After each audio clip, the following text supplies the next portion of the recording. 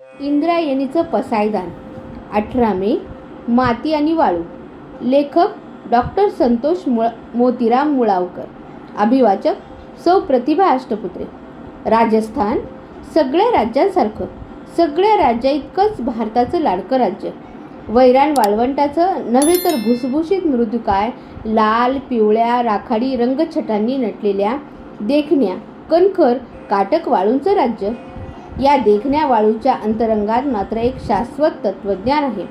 मृगजळाच्या पाठीमागं धावायचं नसतं, खोट्या आभासापासून सावध राहायचं असतं, वास्तवाचं भान ठेवत पुढची पावलं उचलायची असतात. हे त्या शाश्वत तत्वज्ञानाचे ओलाव्याचे बोल आहेत. हातातून निसटून गेलेले वाळूचे कण पुन्हा चिमटीत येत नसतात. भूतकाळाचं भान, वर्तमानाचं ज्ञान आणि भविष्याची जाण ठेवायची असते. क्षण मी क्षण मोलाचा असतो, तो वाया जाऊ द्यायचा नसतो. इथल्या वाळूचे कण क्षणाक्षणाला हे क्षणाक्षणाचं तत्वज्ञान सांगत असतात. वाळूच्या कणामधलं क्षणाक्षणाचं तत्वज्ञान आपल्या देशांना ओळखलं म्हणून इथल्या वाळूचे कण पुलकित झाले होते.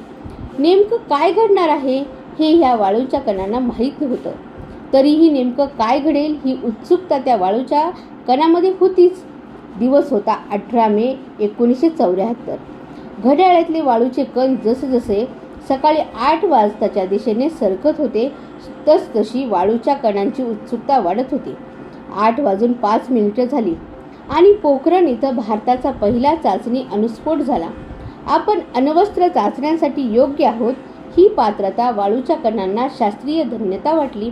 या प्रायोगिक अण्वस्त्र चाचणीचे सूत्रसंचालक डॉक्टर अय्यंगार, त्यांचे 56 सोबती शास्त्रज्ञ, भाभा आण्विक केंद्राचे तत्कालीन संचालक डॉक्टर राजा रामन्ना, भारताच्या अणुशक्ती आयोगाचे तत्कालीन अध्यक्ष डॉक्टर सेठना, भाभा आण्विक केंद्राचे सगळे कर्मचारी सुखावले. अनेक दिवस रात्रीच्या शास्त्रीय कष्टानंतर भारतात एक नवा शास्त्रीय दिवस उगवला होता. पंडित जवाहरलाल नेहरू, लाल बहादूर शास्त्री, डॉक्टर होमी भाभा यांनी पाहिलेलं एक वैज्ञानिक स्वप्न आज साकारलं गेलं होतं. अणुस्फोटानंतर हवेत किरणोत्सर्जन आढळलं नाही, त्यामुळं शास्त्रज्ञाच्या आनंदानं परिसीमा गाठली.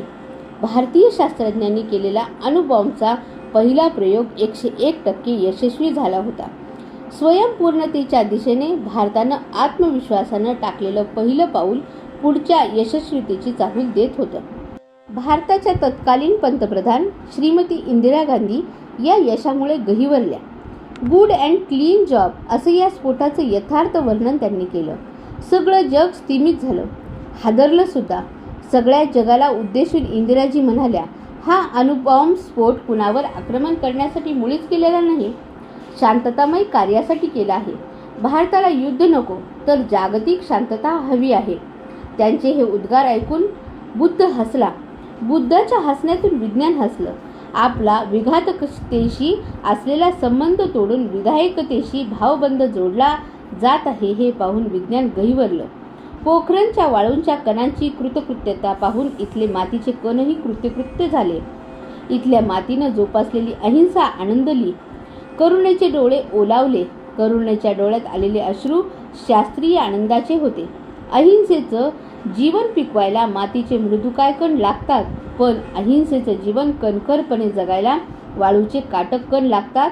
हे माती आणि वाळूचं नवीन तत्वज्ञान भारताला सापडलं होतं.